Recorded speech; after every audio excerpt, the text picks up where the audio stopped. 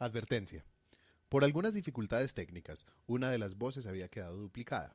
Tuvimos que hacer algunos ajustes y por esa razón la calidad no ha sido la misma de episodios anteriores. Les ofrecemos disculpas por esto, pero no queríamos que se perdieran de esta discusión. Así que con unos cuantos ajustes les presentamos nuestro tercer episodio.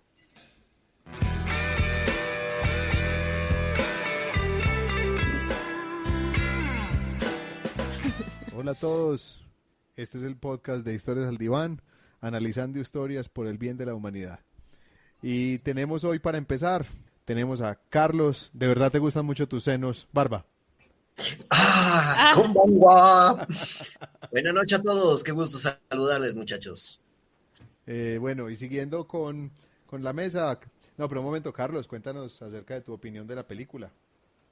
Así ya tan de pronto y tan Sí, caliente, una empezando con esa opinión general que tienes directo. de la película. Este, no, pues está un poco complicado, pero bueno, a la vez está fascinante. Me fascinó la parte técnica, cómo hicieron tan real la parte de Tokio. Déjenme comentarios por ahí que viví en Tokio un buen rato. Ya profundizaremos al respecto, pero está súper bien hecha la película en términos técnicos. Bueno, musicalización, la historia interesante, no me terminó de gustar. Como que tengo ahí algunos conflictos existenciales, pero ya los iremos Interesante. platicando en adelante. Súper bueno. Y siguiendo también con la mesa, tenemos a Ani, el saque se ve delicioso Miranda. Hola a todos, bueno, es un gusto estar acá otra vez.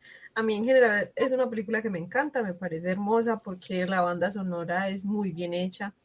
La historia que cuenta realmente te envuelve y te mete como en ese realismo mágico que tiene la película.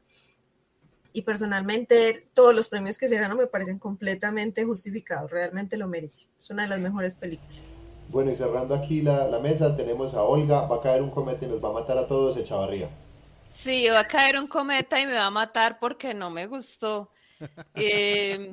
Kimi no Na wa tiene cosas muy buenas, tiene muchas cosas positivas, tiene muchas cosas bonitas, tiene muchas escenas bonitas, pero ya me explayaré en las razones por las cuales en varios momentos de la película yo la detuve y dije, ¿qué?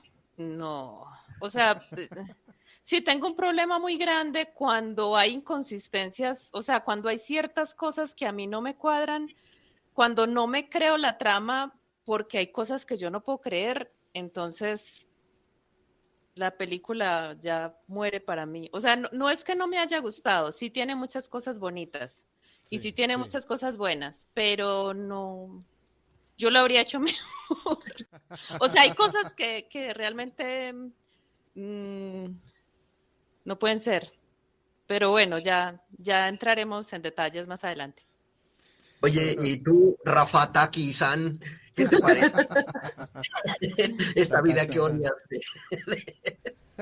Bueno, a ver, hay una cosa de esta película que yo nunca la había visto. A ver, yo quisiera que empecemos por comentar quiénes habían visto ya la película. Yo ya la había visto. Yo no. No, yo no.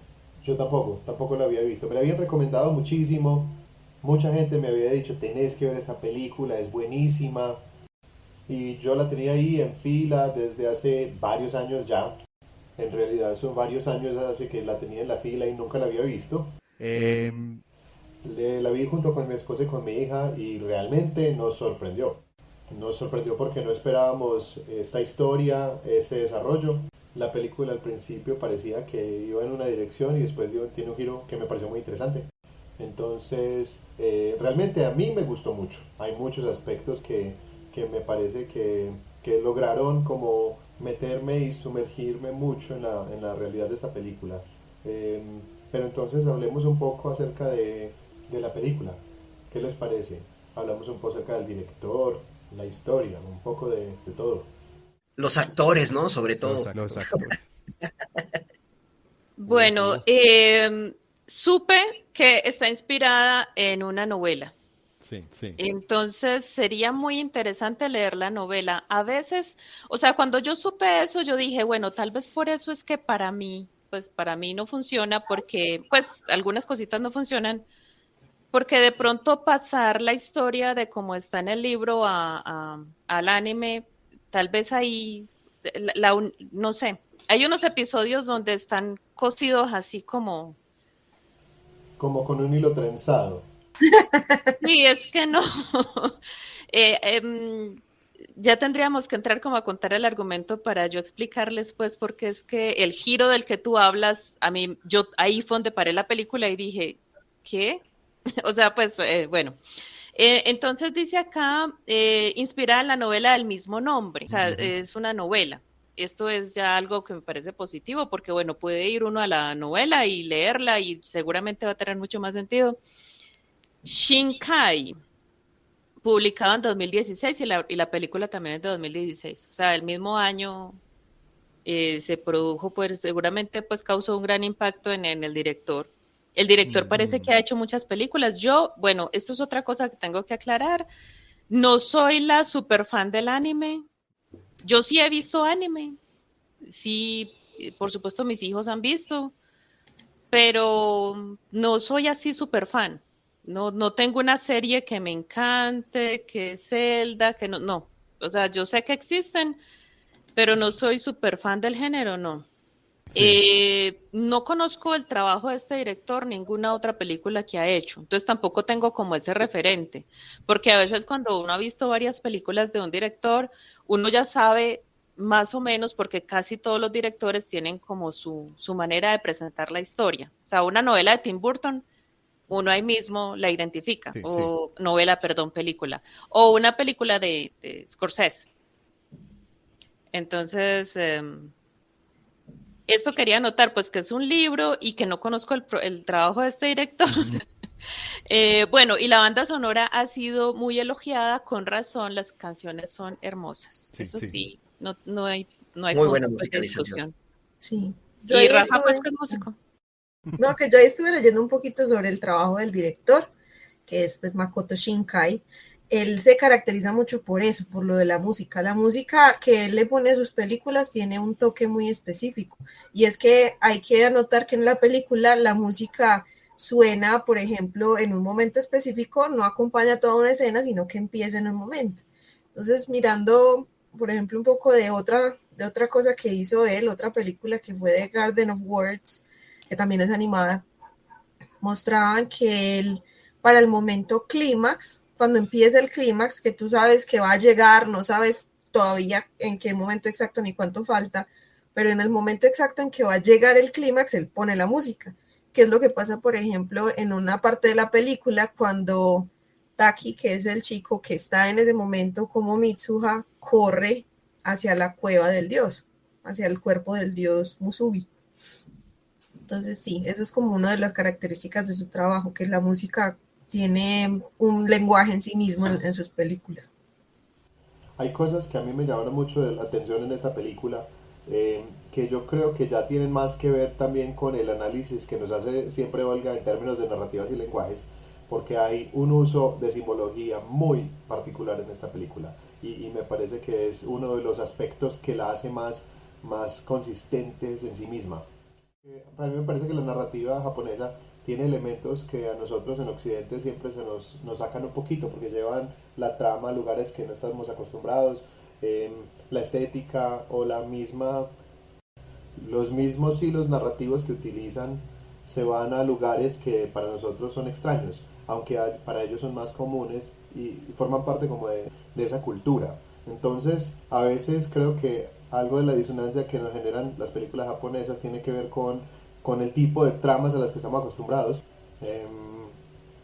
sin decir pues que esa sea la razón por la que a alguien pueda no gustarle la película, porque es posible que en sí misma uno puede decir que una película igual no funcionó y que no sea un asunto como cultural por la cultura japonesa. Pero Yo, son cosas yo, diferentes, ¿no? O sea, una cosa es la cultura japonesa y otra cosa es la forma en que está realizada la película. En ese sentido me gustaría señalar, me pareció muy interesante que es un muchacho básicamente de mi edad, tiene 48 años, pero es un reconocido miembro de la cultura anime, no sé cómo se pronuncia, ¿no? Yo estoy un poco lejos de esa cultura. A mí me fascinó cómo transformó una realidad llamada Tokio, lo presenta, pero de una forma, híjole, impresionante. Lo que es la ciudad, los trenes, las calles, vaya, lo presenta de una forma magistral. No es que sea su trabajo, evidentemente, seguramente colaboró con muchísima gente especialista en el tema de anime, pero este muchacho se ha precisamente caracterizado porque tiene muchísimo que ver, en un reconocimiento me refiero, como un productor, como animador, como dibujante y como actor de voz. Es un tipo sumamente brillante, evidentemente, y se nota porque uno de los premios que recibió esta película, premio a la tercera película más taquillera de todos los tiempos de anime. Anime, insisto, no sé cómo se mencione, lo cual de verdad habla de un esfuerzo fabuloso por un equipo de trabajo. También mencionaba yo hace ratito a los actores. Ojo, no aparecen actores porque son dibujos animados, pero hay quien les da voz. Aunque yo vi la película en japonés con subtítulos, los actores hacen un trabajo fabuloso de la voz. La que hace la voz de la niña, por ejemplo, Yotsuha y Mitsuha y Taki, de verdad trabajan estupendamente en conjunción con esto que mencionábamos también hace un momentito, la voz, el sonido, la música. Caray, de verdad me pareció un trabajo fabuloso que es digno de un buen premio, que no solo tiene que ver con el tema de la cultura japonesa, es cómo llevaron a cabo esta transformación de la realidad a una animación. Pues de verdad, yo me quedé atónito, cómo replicaron Yamanote Line, el Japan Railway, el Templo del Universo, vaya, no sé cuántas cosas aparecen ahí, jardines japoneses que están llevados de una forma magistral, junto con el sonido, junto con la animación, junto con la historia. La verdad es que yo quedé fascinado desde el punto de vista tecnológico. En cuanto a la trama de la película, bueno, es un poco más cultura japonesa, como bien mencionaste por ahí. Eso, como que entré en conflicto, y una razón elemental es, somos una cultura totalmente diferente, ¿no? La cultura asiática, la cultura occidental, pues son opuestos. Entonces ahí encontré dos cosas que me saltaron fuerte, pero insisto, creo que es una obra que vale la pena verla. La película es muy buena. No me gusta la trama, no me gusta la historia como Olga, así dije, oye, esto, algo aquí hace cortocircuito, ¿no? Pero a la vez la historia pues sienta valores muy importantes que son dignos de verdad de comentar. Entonces, sigamos adelante y veamos qué más podemos sacarle de jugo a esta. A mí no me molestó lo de la cultura japonesa, eso me parece muy positivo. El hilo rojo del destino, Sí, o sea, esas cosas me parecieron, por el contrario, buenas. ¿Qué fue lo que para mí fue conflictivo? Primero, bueno, lamentablemente el cambiar de cuerpos está muy trillado. Yo ya he visto que cambian de cuerpo la mamá y la hija, el perro y el amo, los dos mejores amigos, la abuelita y el nieto. O sea, hay cantidad de películas donde cambiaron de cuerpo. Entonces yo cuando vi eso dije, bueno, por favor propónganme algo distinto porque estoy cansada de ver que cambiaron de cuerpo. O sea, yo he visto por lo menos 10 películas donde cambiaron de cuerpo. Entonces, yo dije, bueno, vamos a ver esto para dónde va, ¿cierto? Oye, y otras 10 películas donde caen meteoritos y se extingue la humanidad y cosas. Sí, pero yo dije, bueno, hay un hecho mágico relacionado con la caída del meteoro, el cometa, está pasando un cometa. Sí, sí. Entonces esa fue la magia que hizo que cambiaran, ¿cierto? Pero después, bueno, perdón, antes de llegar al después, yo admití que inicialmente ellos aceptaran eso tan fácil porque pensaban que estaban soñando, una vez, la primera vez. Pero yo decía, si eso vuelve a pasar, y vuelve a pasar, y vuelve a pasar, yo no lo tomaría tan natural. O sea, ya estaban, listo, ya cambié de cuerpo. Me voy para el colegio. Ese tipo se vuelve un maniático, no todo el tiempo acariciándose los senos.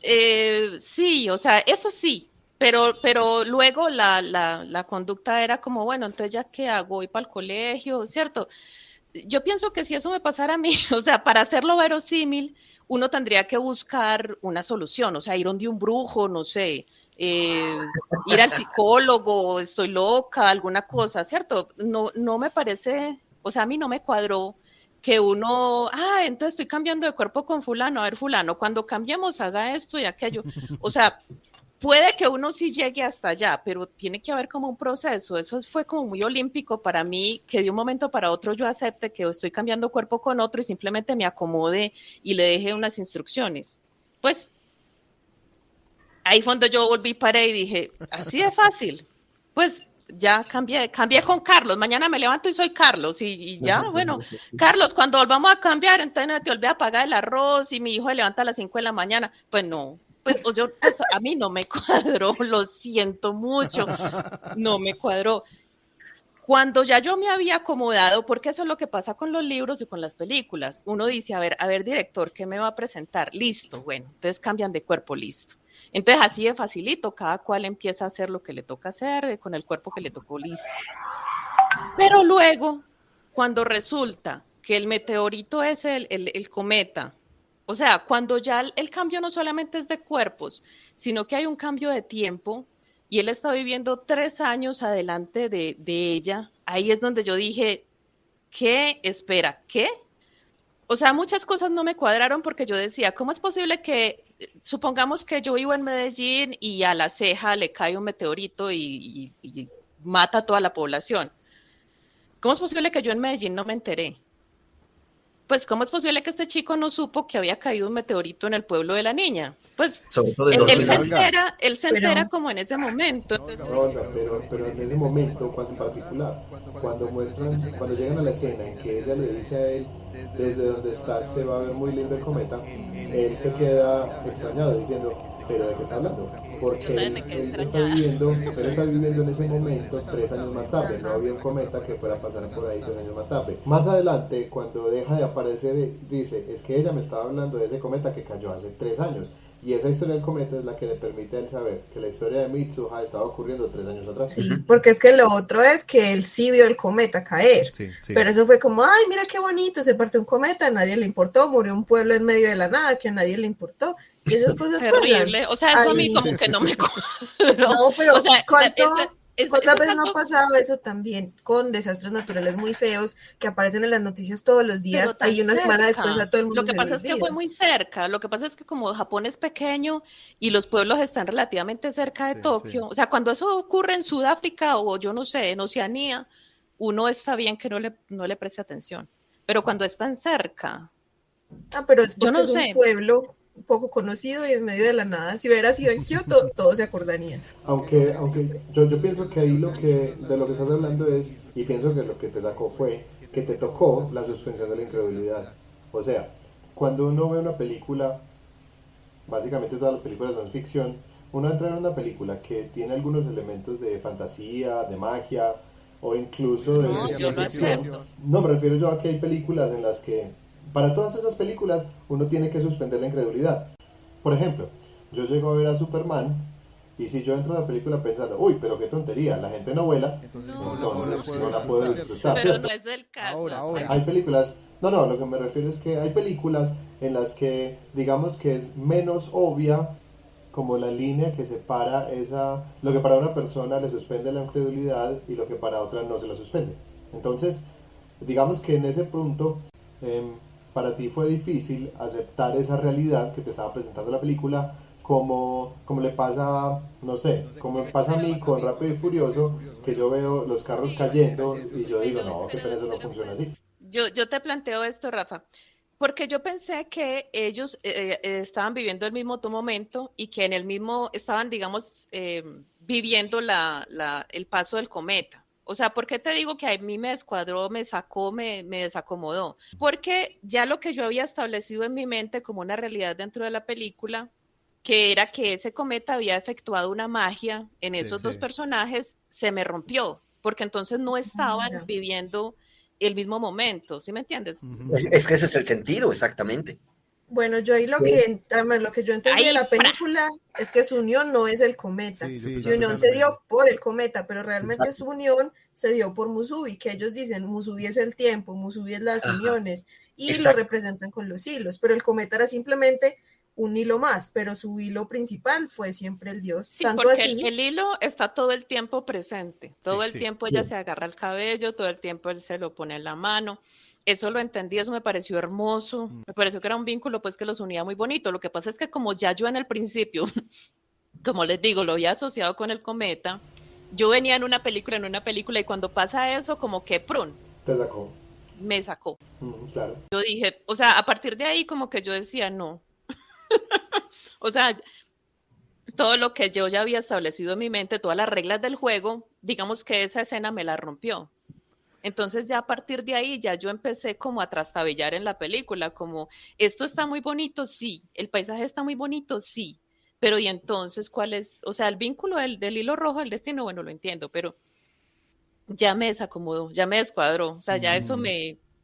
Sí, Pero sí, sí. no dejo de reconocer que muy, o sea, el argumento es bonito, es una historia de amor muy bonita.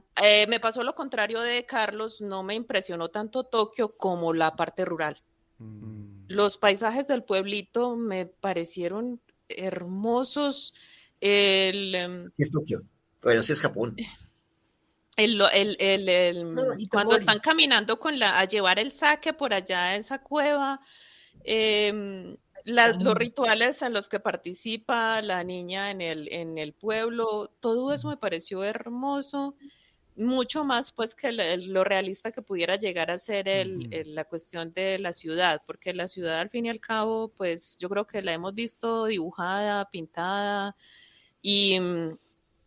Y en la parte rural había unas escenas de niebla, había unos bosques, había agua cayendo, que como dice Carlos, la parte técnica no dice, realmente esto es, pues visualmente es una obra de arte.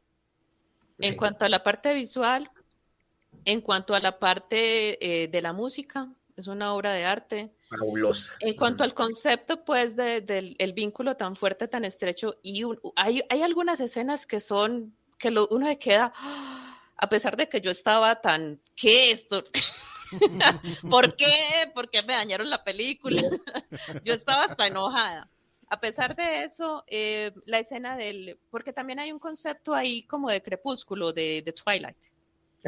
Entonces, pero no de la película de los vampiros, sino del momento del día, Ok, Del sí, sí, ocaso. sí. del Del ocaso, ocaso, Sí, el sí. de acuerdo. crepúsculo, el ocaso. Que Sí, fue sí, como sí. el único momento que pudieron compartir y verse como un poquito, y eso me pareció Sí. muy, o sea, de las escenas más lindas de esa película. Yo que ahorita quiero volver sobre ese punto que me encantó y también Pero hay bueno, una espero que me simbología muy comprenden especial y en me esa parte. perdonen, porque para mí fue, o sea, yo renegué parejo. Desde que pasó que encontraron esa noticia ahí, ya yo pasé a renegar, porque me desacomodaron, me descuadraron, ya como que para mí fue difícil volverme a acomodar y volverme como a acomodar la mente a otras reglas y a otro planteamiento de la historia desde donde yo estaba. Entonces, por eso fue que yo quedé como, Pero yo creo, Olga, como antes 3 estrellas de 5. Yo creo que antes de eso nos enriquece a nosotros la visión aquí en esta conversación, porque es que si digamos solamente fuéramos fans que vieron la película, pues entonces solamente hablaríamos maravillas, pero yo pienso que hay mucha tela por cortar en una película como esta y obviamente, o sea, si analizáramos en algún momento, es decir, si traemos a una de ese tipo de película, de esas que son objetivamente malas, o sea, de las que uno dice, o sea, es mala producción, mala realización, mal guión, mala actuación, igual hay mucho por decir. Yo pienso que a veces analizando esas cosas que no funcionan, aprende muchísimo sobre cine.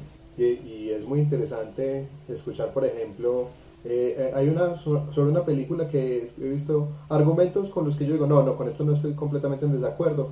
Es cuando dicen, no me gustó. ¿Por qué? Porque hay que prestar atención. Entonces yo digo, no, pero pues, Pues, o o sea, sea, ¿Cómo así que hay que porque prestar atención? hay gente que, sí, eso me lo han dicho sobre la película Inception, la de Leonardo DiCaprio, Ah, la que pero hizo la razón Christopher por la que Nolan. no les gusta es porque los ponen a Exactamente. pensar mucho. o porque les toca prestar atención a la película. O sea, entonces cuando a mí me dicen eso, digo, no, esta opinión realmente no vale mucho la pena porque pues realmente no hay un análisis de nada. Si a mí me dicen que tiene que prestar atención, pues yo diría, pues es verdad para casi todo el cine. Cierto, Para cierto, casi pues. todo en la vida. Para casi todo en la vida hay que prestar atención para disfrutarlo. Rafa, mencionaste algo bien interesante. No sé si se han dado cuenta ahorita en Netflix, han estado promocionando una película justamente con Leonardo DiCaprio que se llama No mires arriba, que tiene que ver con la caída de meteoritos. Sí, sí. No la he visto, aclaro, Tampoco. no la he visto, Yo tampoco. pero me hizo así tal cual cortocircuito con lo que estábamos viendo. Y dice, a ver, yo recuerdo cuando era chiquito, fui al Palacio de Minería, es un museo que está en el centro de la Ciudad de México, y bueno, exhibidos en la entrada están unos meteoritos. Entonces para mí era, órale, no manches, esto es lo que destruyó a los dinosaurios, una cosa tan pequeñita que causó tan... Y bueno, esto es el tema central realmente de toda la destrucción del pueblo en donde vivía Mitsuha. Y cayó un meteorito y destruyó totalmente esa civilización. No importa de qué tamaño era, no importa de qué calibre, se les acabó el mundo. Y es justamente el concepto que maneja esta película de DiCaprio, insisto, se llama No mires arriba. Está ahorita en Netflix. Me llamó mucho la atención el comentario, porque justamente es el paradigma que está planteando el director. Estamos hablando del fin del mundo, pero a la vez le metemos una escena romántica, y claro, tiene que ver con el cambiarse de persona, con el fusión de esta escena del hilo, por ejemplo, que, bueno, insisto, toma trayecto toda la película, pero se convierte entonces en un entrelazado de todo, en una correlación, y eso me pareció perfectamente bien realizado. Como trama, insisto, tengo mis cortocircuitos, así como Olga, no más, no estoy de acuerdo, a ver, ¿qué me perdí o dónde estuvo la historia? ¿Qué falló? Pero a fin de cuentas es lo que hace el director para realmente llevar una trama, pues yo diría que de una forma magistral. Y en ese sentido sí me gustó la película, sí me gustó el cómo lo realizaron, pero sí, pues tengo mis conflictos existenciales, así como dice Olga. Ese sentido de realidad ya pierde totalmente sentido, ya no me gustó tanto. En fin, es parte del show de hacer una película, de gustarle al público, en fin, y obviamente abierto a la crítica totalmente. Sí, claro. No, yo pienso que es muy importante. O sea, listo, aquí tenemos opiniones distintas sobre la película, listo, súper. Y los criterios están. O sea, yo creo que lo que ahorita mencionaba Olga, pues yo pienso que son criterios válidos. Y vale mucho la pena que escuchemos toda esa parte, y escuchemos también por qué la película sí gusta, y eso nos da un análisis mucho más completo también de la película. ¿Qué les parece si pasamos entonces a la sección de ¿qué nos habría dicho Freud? Yo en esta parte, pues a ver, hay muchos hilos de los que podríamos tirar. Hay muchos hilos de los que podríamos tirar en esta película. Yo quisiera tomar una reflexión acerca del amor, el amor como en la concepción que existe del amor o sea, ¿qué es el amor para la psicología? ¿O qué es el amor para el psicoanálisis? En este caso, hay una definición que me pareció muy interesante del amor en un seminario de psicoanálisis, que decía que el amor es aquella ilusión que permite que dos personas que no pueden comunicarse crean que sí pueden. Esto, para mí, tiene que ver con aquellos aspectos del amor que forman parte de lo imaginario, especialmente cuando dos personas apenas están empezando a conocerse, están en proceso de saber algo del otro. En esa primera fase, que es el enamoramiento, uno termina por llenar a la otra persona con los imaginarios que uno tiene. Uno se enamora de lo que uno cree que la otra persona es. Y a medida que pasa el tiempo, que uno empieza a conocer a esa otra persona, empieza a caerse esa idea del enamoramiento y empieza a llegar un lazo, que es un lazo más fundado en cosas más reales, que también puede ser un poco menos intenso que el enamoramiento, que es emociones menos inflamadas en el pecho, pero que al mismo tiempo es un lazo mucho más significativo porque ya está conectado con experiencias, con afectos y con un montón de historias que van teniendo juntos. Pero esta película se queda en ese punto del imaginario. Supuestamente se enamoran, pero nunca se han visto. Ellos solamente, lo único que han visto es el impacto de esa persona sobre el mundo que los rodea. Entonces la persona de la que ellos se están enamorando es completamente un imaginario, completamente. Y bueno, esta película utiliza ese elemento de la diacronía, ese elemento de dos líneas de tiempo que se están experimentando como si fueran simultáneas, que me parece un juego muy interesante, un juego muy filosófico. Es un asunto mágico de pensar el tiempo no como un continuo, sino como un discontinuo, hablando de dos líneas de tiempo. Y algo que me gusta mucho aquí es pensándolo desde la física pensando en todo este fenómeno del multiverso, cuando uno empieza a entender, por ejemplo, cómo se piensa el viaje en el tiempo, que el viaje en el tiempo es imposible sin pensar en el viaje en el espacio-tiempo, que no es posible alterar el pasado sin que se genere una nueva línea temporal. Aquí ocurren claramente dos líneas temporales. Una línea temporal en donde el pueblo fue destruido y otra línea temporal donde el pueblo fue salvado. Entonces, esa es otra disyunción temporal que me pareció interesante porque me parece que en ese sentido la manejaron muy bien. O sea, hay una línea de tiempo, Mitsuha está muerta. En la otra línea de tiempo ella sobrevivió. Pero en la que le tocó a Taki, que esto es otra cosa que me pareció muy interesante en un análisis que vi, en la que estaba viviendo Taki, probablemente en esa línea de tiempo fue en la que ella sí sobrevivió. Y donde él alcanzó a advertirle es en la que ella... No, en la que ella le advirtió a él es en la que ella se murió, en la que ella estaba viviendo con él. Entonces hay esas dos líneas de tiempo. No sé hasta qué punto podría uno decir que en ambas se encontraron, que en ambas estuvieron en esa conexión y intercambiando conciencias. Yo estoy de acuerdo. Cuando llegaron a la parte del intercambiar conciencias, yo dije, este es uno de esos clichés requete comunes del cine, pero a veces... O sea, a veces uno puede subvertir un cliché y volverlo interesante. En este hay un hilo místico, hay un asunto muy místico alrededor de por qué están pudiendo cambiar de cuerpo. Yo creo que en todas esas películas de alguna manera es un asunto mágico. Me acuerdo mucho de una que se llamaba Viceversa, en la que cambiaban el padre con el hijo porque tocaban una reliquia de no sé qué cultura. Y eso de tocar la reliquia de no sé qué cultura pasa en un montón de películas, que si no me equivoco la de Freaky Friday es igual. Hay otra en la que sencillamente el muchacho y su papá se gritan, ojalá estuvieras en mis zapatos, y lo hacen en presencia de una chef china que por alguna razón ella hace un encantamiento y terminan intercambiando de cuerpos. Entonces, digamos que entre todas las razones, a mí me gustó el hecho de que no nos dijeran exactamente por qué cambiaron de cuerpo. Me gusta que eso falte porque lo deja como a la imaginación. A mí no.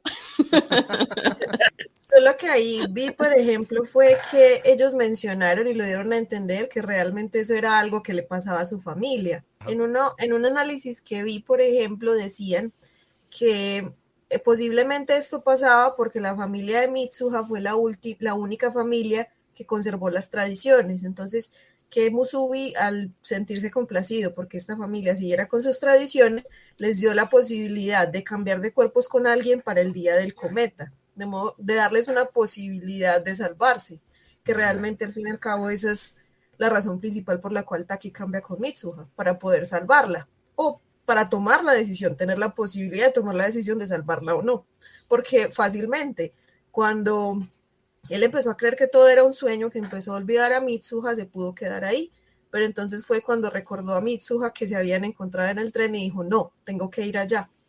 Y bueno, iba a destacar una cosa de esa escena tan bonita cuando por fin se encuentran en el ocaso, lo de la hora mágica, y es que yo no sé si se dieron cuenta que al fondo se podía ver el lago, pero ya el lago destruido, es decir, cuando se ve como el símbolo de infinito, pero también se podía ver el cometa. Entonces ahí veíamos una convergencia de las dos líneas de tiempo en las que estaban, que fue el motivo por el cual se pudieron encontrar también, porque ahí convergieron. Bueno, y hay un símbolo ahí en lo que acabas de decir, que en ese símbolo aparece súper claro. La luna, hay como dos símbolos súper importantes. La luna por un lado, la luna siempre está partida en dos. Siempre, en cada escena, en cada toma que aparece la luna, está partida exactamente en dos. En una escena hay un cable, o sea, la toma de la luna, aparece la luna, hay un cable que sencillamente la corta. En otra escena aparece media luna, en la camiseta de Taki aparece media luna. El único momento en que la luna no aparece cortada por alguna línea es en ese momento del eclipse. Y es un momento en que la luna aparece como si estuviera 3/4 de la luna. Es como si en ese momento realmente hubiera una convergencia de esas dos historias. Por otro lado, esta película tiene todo el tiempo un asunto de líneas. Hay unas rayas siempre en la mitad separando todo. Entonces hay una temática doble, como ese tema doble de la separación y aquello que nos une. Esos dos temas aparecen todo el tiempo. La separación, por ejemplo, la manejan todo el tiempo mostrando puertas. Hay una toma recurrente de la puerta, casi que desde el ángulo de uno, del piso, del riel sobre el que corre la puerta. Y lo hacen con la puerta de la casa de ella, lo hacen con la puerta del metro. Y es muy gracioso porque nunca nadie cruza la puerta. Siempre que aparece la puerta se abre y nunca nadie aparece cruzando esa línea. Al principio aparece una línea que los separa a ellos dos. En algún momento, cuando ellos finalmente llegan al mismo lugar pero están en momentos históricos distintos, también aparece una línea que casi que cruzan y no se encuentran. Entonces, ese rasgo de la línea que separa, es como una metáfora, un símbolo que aparece durante toda la película. Y aquello que nos une tiene que ver con esos lazos, con esas líneas que no son rectas, sino que son curvas como la del hilo trenzado. Y en esa parte del hilo trenzado me pareció muy interesante cómo lo combinaron con las líneas de trenes de Japón, porque las líneas de trenes de Japón son aquello que sí los unía. Entonces, son unos símbolos muy interesantes acerca de lo que nos une y lo que nos separa, que fueron recurrentes y me pareció súper interesante para finalmente llegar como a esa última reflexión que me pareció como el tema central del romanticismo aquí, de un amor completamente platónico, que me hizo recordar mucho como las historias de la gente que se enamora en plataformas como Second Life, o que se enamoran por una solicitud de amistad en Facebook, y a partir de eso en un chat, y están en dos países distintos y resulta que es que se enamoraron, y es algo muy parecido a esto, es algo que es completamente desde los imaginarios. Entonces me acuerdo mucho que nos decían, siempre está esa idea de que uno va a encontrar su media naranja, y la media naranja no funciona como ese complemento exacto, sino como un punto de encuentro que ocurre realmente y solamente en los imaginarios. Aquello que yo me imagino que la otra persona es. Porque finalmente, y esto es como con lo que yo quiero cerrar esta parte de Freud, finalmente todos estamos incompletos. Los seres humanos todos estamos incompletos. Eso es lo que permite que sigamos deseando. Si nosotros estuviéramos ya completos, lo único que nos quedaría sería la parálisis, porque no habría ya nada más que desear, no habría ningún objetivo, ninguna otra búsqueda. Entonces, esa incompletud, que es la que nos lleva a imaginar un amor gigantesco en una situación completamente imaginada, hace parte de esa lógica del deseo. Una de las cosas que ocurre, por ejemplo, en la depresión es, digamos, fundamentalmente la pérdida del deseo y de la voluntad. Entonces, es esa la razón por la que la depresión en muchos casos lleva a ideaciones suicidas, porque se pierde completamente el sentido. En estos días hablabas, Carlos, de Viktor Frankl. Toda la psicología humanista está construida alrededor de la construcción de un sentido de vida. Pero ese sentido de vida solo tiene sentido si yo logro desear. Y esa es la importancia de estar incompletos. Siempre seguir deseando. Si yo estoy incompleto, puedo seguir viviendo. ¿Qué les parece si pasamos entonces ahora a la construcción de mundo?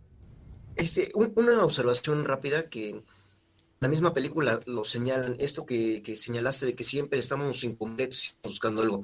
En la misma película siempre es el estar en esa búsqueda, y de hecho lo mencionan al final, se siente como si estuviera siempre buscando algo o a alguien.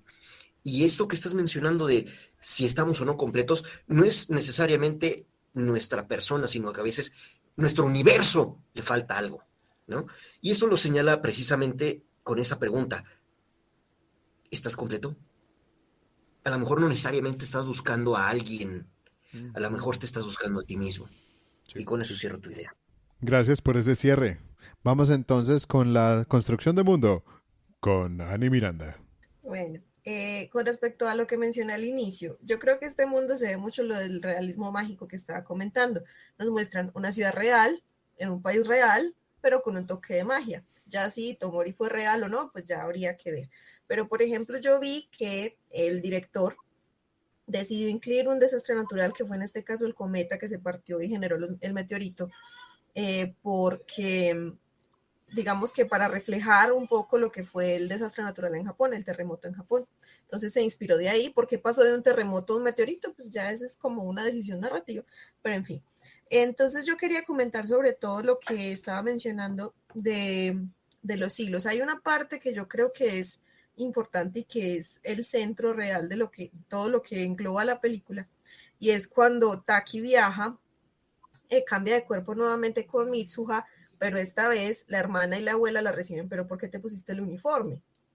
Sí, pues obviamente él no tenía por qué saber. Eso nos da a entender que normalmente cambiaban en la semana, y cuando muestran la agenda podemos ver que era un día sí, un día no, un día sí, un día no.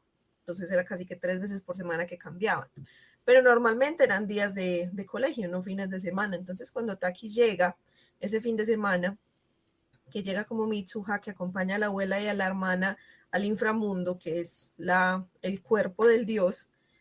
Cuando llega en ese momento, algo que yo pensé en ese momento, es que era necesario que él estuviera ahí, porque era necesario que él escuchara lo que la abuela le iba a decir a Mitsuha. ¿Para qué? Para saber cómo hacer para conectarse con ella. Porque cuando él bebe el sake de Mitsuha, se conecta nuevamente con ella. Nos conectamos teniendo una parte del otro. Y cuando ella va a dejar el sake, lo que la abuela le dice es que está dejando la mitad de su ser. Tanto así que cuando Taki vuelve, ya como Taki en su presente, en su línea de tiempo, a tomar el sake, él recuerda las palabras de la abuela, que cuando cruza el pequeño lago, pues que estaba rodeando esa cueva, ella le dice, para poder cruzar al inframundo tienes que dejar lo más importante atrás. Y para Taki en ese momento lo más importante era su lazo con Mitsuha. Por eso es que cuando pasa la hora mágica, se olvida de ella. Una de los análisis, una teoría que leí también me pareció muy interesante, y es que en la mitología china, el dios lunar es el encargado de los matrimonios. Entonces él es el que le da los hilos rojos a las personas. Y por eso también me gustó lo que mencionaste de la luna, porque la luna está presente todo el tiempo. Entonces en ese caso, en ese momento en que Taki empieza a olvidar a Mitsuha, la luna está ahí. Y decía esta teoría que una de las razones por las cuales lo que estaba escrito en la mano de Mitsuha no se borró es porque el dios de la luna lo protegió. Al fin y al cabo era su lazo, porque ahí lo que decía era te amo, no decía su nombre. Pero sabes que, fíjate que hay un detalle importantísimo. A él lo único que le quedó fue una línea que los separó por más tiempo. Siguieron con ese tema de la línea. Sí. Perdón, pero nuevamente yo no puedo creer que intercambiando cuerpos con otra persona, yendo al colegio, estando con la familia, en ningún momento haya visto la fecha. O sea, nunca tuvo que escribir el año en el que estaban.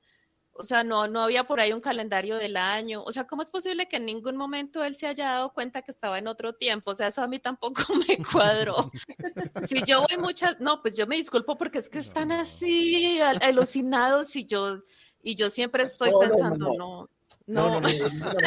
O sea, no tengo problema con la parte visual, no tengo problema con la música, no tengo problema con el argumento, o sea, como la idea en general, sino que hay ciertas cosas que para mí son inconsistencias. Es imposible. Si yo voy mucho a un lugar, voy y voy y voy, cada vez que voy lo veo más, o sea, cada vez que voy lo comprendo más, cada vez que voy.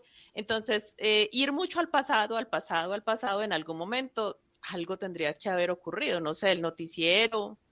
Buenos días, hoy es martes, Juan, 4 de noviembre de 2019. Ay, ¿cómo 2019? ¿Cómo así? Pues, o sea, no hubo ningún indicio de que era otra época. Porque yo me pongo a pensar, ¿cómo fuera que yo regresara a 2019? Nadie estaría con tapabocas, nadie estaría pendiente de la vacunación. O sea, necesariamente yo me daría cuenta que no estoy en 2021. Inclusive sin necesidad de ver el calendario, sin ir al banco a poner la fecha en la consignación. O sea, ese tipo de cosas yo decía, ¿cómo es que este muchacho no me dio cuenta con todos los paseos, yendo con la abuelita, que no sé qué? O sea, para mí, lo siento, pero... Yo creo que ahí lo que juega un papel fundamental es que en este caso no estamos hablando de un cambio de cuerpos como Freaky Friday, que los dos vivan en la misma casa, con la misma gente, o el que cambia con su perro, misma casa, misma gente. No, sino que es un cambio diferente, porque es un cambio en sueños. Y cuando tú te despiertas de un sueño, recuerdas lo importante. Pero hay cosas que en ese sueño realmente, pues por ejemplo, ¿cómo aparecí yo en la playa y estoy usando mi uniforme de trabajo? No sé, pero, en ese sueño tiene sentido. Entonces es posible que al despertar olvidaran algunas cosas, que eso es como lo que juega la película todo el tiempo, con la memoria, pero también con el olvido. Pero no, porque llega un momento en el que ya el asunto del sueño queda de lado, que se empiezan a buscar, tanto que quieren realizar ese amor que o si no, no tiene sentido, pues, la película como tal, inclusive el final. O sea, llega un momento en que el sueño, ellos lo están jalando hacia la realidad. Yo quiero esto, yo quiero a esta persona, yo quiero vivir esta experiencia, o sea, entonces, inicialmente sí, por eso te digo que inicialmente yo acepté lo del sueño, pero después yo dije, bueno, aquí ya no me cuadró. ¿Sabes? Hay una escena en que yo pienso, y bueno, mejor que esto lo voy a dejar para la parte de yo lo habría hecho mejor. Creo que hay una parte en la que claramente uno pienso que hubiéramos podido hacer que esto funcionara mejor. Y bueno, aunque también yo Yo también tengo que también decir, pensé, tengo mucho que decir en Yo lo habría hecho. yo también quiero decir que yo pienso, o sea, a ver, yo pienso que agujeros de trama hay en todas las historias. Sí, y cuando uno ve la película 2, 3 veces, mucho más. Donde se ven los aviones pasar. Exactamente. Pero ve, yo lo que quiero decir es que hay películas en las que el problema de continuidad es muy obvio o el agujero de trama es muy obvio. Pues o sea, eso es completamente inverosímil. Pero hay películas en las que de pronto no necesariamente te lo disfrazan, pero ese agujero de trama está incrustado dentro de un momento de la película que permite que muchas personas no lo noten. Obviamente el que lo note ya te va a decir, pero es cierto. Pienso que en este caso, Olga, lo que pasó es que lo notaste. A mí, ¿qué me pasó? Que no lo noté en ese momento. Yo estaba tan metido en las otras cosas que no vi eso que tú sí viste. Entonces, sí. Y a mí me funcionó. Por ejemplo, esa parte, entonces ahí es donde dice uno, bueno, cuando uno está completamente consciente de todos esos agujeros de trama, obviamente eso lo empieza como... Y eso lo empieza a sacar a uno. Y cuando hay más agujeros y más agujeros, termina sacándolo a uno. Cuando uno logra sumergirse en la realidad de la película, de pronto uno empieza a perdonarle y a permitirle esas cosas a la historia, pero sí implica que haya esa inmersión, esa suspensión de la incredulidad y ayudada por la película. O sea, hay películas que te meten tanto en la realidad que se te olvida que hay cosas ahí que no están funcionando, que no son claras. A mí uno de mis ejemplos favoritos es Volver al Futuro, esa trilogía de los 80 de Robert Zemeckis, que para mí es brillante, es una de las mejores películas de los 80, pero no tiene ningún sentido si uno lo piensa desde la ciencia. Entonces, si yo me siento a ver esa película desde la ciencia, pues no, o sea, es una película, es un desastre. Pero ese desastre científico está inmerso en una historia que hace que sea tan entretenido que uno diga, bueno, finalmente sigue siendo una buena película, a pesar de... Yo tengo la teoría de que como yo no soy fan y como no acostumbro ver esas películas, tal vez yo la estaba mirando de una manera muy diferente a como Annie, por ejemplo, la pudo haber visto. Entonces ella saltó a la piscina así, ¡pah! En cambio yo estaba apenas mojándome los deditos. Sí.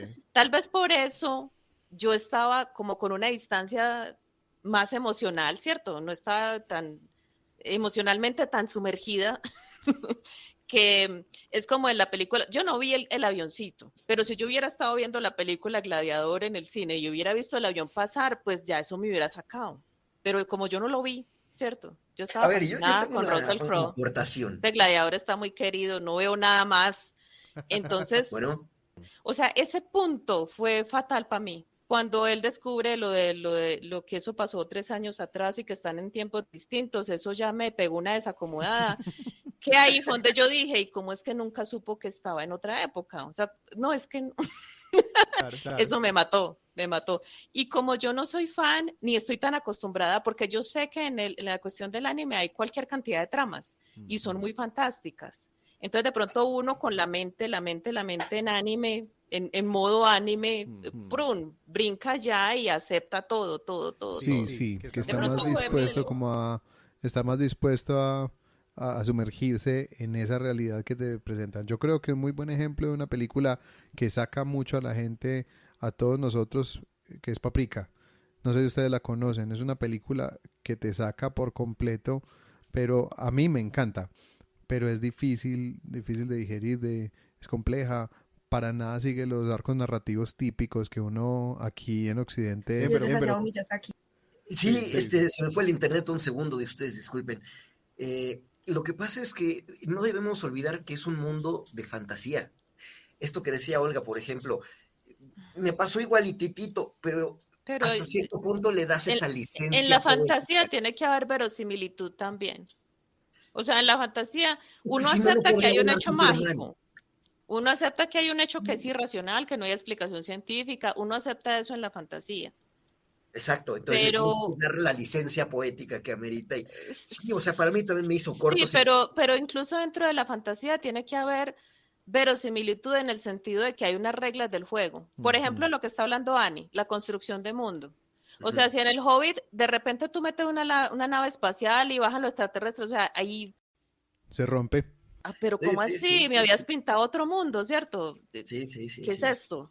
En las parodias juegan todo el tiempo con eso, con romperle a uno, ¿cierto? Se supone que esto es policías y de repente resultan en un hospital y jalando camillas, ¿cierto? Y metieron NYPD en ER y entonces ahí lo escuadran a uno y eso es lo que causa hilaridad. ¿Y por qué no le llaman al Dr. House, ¿no? Para que resuelva el caso. Por eso, entonces la parodia juega a eso, a sí. romperle a uno la construcción de mundo. Entonces, yo pienso que incluso dentro de la fantasía tiene que haber verosimilitud y que incluso para escribir, aunque uno vaya a pintar el mundo más increíble de todos, y cuando uno lee los grandes maestros de la ciencia ficción, uno acepta cosas muy absurdas, pero ellos lo narran de una manera que uno, listo, estas son las reglas del juego, así es este mundo. La gente es creada en tubos de ensayo, toman esta droga para estar tranquilitos, en fin. Por ejemplo, Un Mundo Feliz de Aldous Huxley, ¿cierto? Él construye el mundo, ¿cierto? Como lo que está hablando ahora Annie, y ese mundo tiene unas reglas. Entonces, dentro de ese mundo, lo que ocurre tendría que estar en conformidad con esas reglas para uno, ¿cierto? Ubicarse dentro de la trama y todas esas cosas. Entonces, ahí es donde yo tengo un problema porque me pintan unas reglas y después me las cambian. Entonces, ahí es donde yo digo, no. Pasa mucho con las casas embrujadas en las películas, que las reglas te las cambian todo el tiempo. Es uno como, Pero recordemos aquí las películas que analizamos ya en el podcast, las dos anteriores. Fíjense que en ambas películas encontramos que decíamos, bueno, pero es que esta reacción, por ejemplo, en la primera, en Room, que la reacción de la mamá era más verosímil en el libro porque fue al cuarto y únicamente estaba incómoda. Pero realmente no es un momento que uno lo saque de la película, ¿cierto? No es la reacción que una persona hubiera tenido. Si yo me pongo a pensarlo para darle completamente verosimilitud dentro de la historia, tendría que haberme apegado al libro, en ese caso, con esa reacción tan visceral que tiene ella, pero la forma como está presentado en la película no nos sacó, ¿cierto? En este caso, como estaba presentado, sí lo sacó. Y ese es como eso, esos huecos de la trama, que fíjense en Tok Tok, que está todo este universo construido donde todo está contenido dentro de un consultorio y se dan las situaciones perfectas para que todos aprovechen el tiempo perfectamente bien. Eso también es más bien poco creíble. Pero la forma como está presentado es tan divertida que uno se permite como esa licencia poética que uno le da a la película, esa licencia poética, y uno hace como ese pacto poético con la película, de acepto esta realidad que me estás presentando. Cuando la película le rompe el pacto poético, uno no es capaz de permanecer en el pacto poético, siempre hay un desencanto. Y eso me parece que va muy por el lado de lo que estás expresando, Olga, que es completamente, a mí me parece que es completamente lógico, pues no lo experimenté así, pero entiendo por qué lo experimentaste de esa manera. Oigan, yo quiero hacer una pregunta. ¿Hasta qué punto, cuando el director o el grupo hace una película, lo hace con una cierta intención, pero hasta qué punto influye el humor, el momento en que uno está viviendo, su estado de ánimo, su estado de percepción de la realidad? Yo creo que muchas veces, ejemplo, tuve un día de verdad de la patada en la oficina y hoy vengo harto, y si en ese momento te sientes a ver la película y entras en un mood en el cual no está en compatibilidad con lo que diseñaron para que veas en esta película, todo te parece mal y todo lo encuentras con problemas y todo te hace cortocircuito y todo chocas. Pues yo creo que hay quizás un momento en que uno tiene que tomarse un respiro. A ver, voy a cambiar de escenario, poner mi mente en blanco, ahora sí vamos a ver la película quizás con otra óptica. Y quizás en ese momento no solo te pones del lado del director, sino que te metes en la trama y entras en ese modo de credibilidad de pase lo que esté pasando y ahora te doy la licencia poética. Pero muchas veces uno no está en esa disposición, ¿no? A mí me pasó que yo vi la película estando francamente cansado, un cansancio cerebral, un agotamiento mental. Y entonces me chocó muchas cosas, me hizo cortocircuito porque dije, a ver, esto no es posible. Pero bueno, vamos a darle esa licencia poética porque realmente estoy metido en la trama, estoy tratando de entender qué es lo que me están diciendo y creo que el sentido, el mensaje que quieren proyectar a lo mejor está muy bien planteado, pero nosotros no estamos en el momento de entenderlo. Hago referencia específica a una película, para mí, mi película favorita, que es Cinema Paradiso. Yo tuve así a mi Alfredo, era mi máximo, era mi mentor, y cuando le di a mi mentor mi película favorita en la vida real, él dijo, no, no, esto es una basura, esto no... Eventualmente logró ver la película desde otra óptica, en otro momento, con otra mentalidad. Dijo, oye, qué peliculón, o sea, qué maravilla de película. Gracias por considerarme tu mentor. Eso me lo dejo en la vida real, pero depende precisamente del momento, del tiempo, del humor con que veas la película.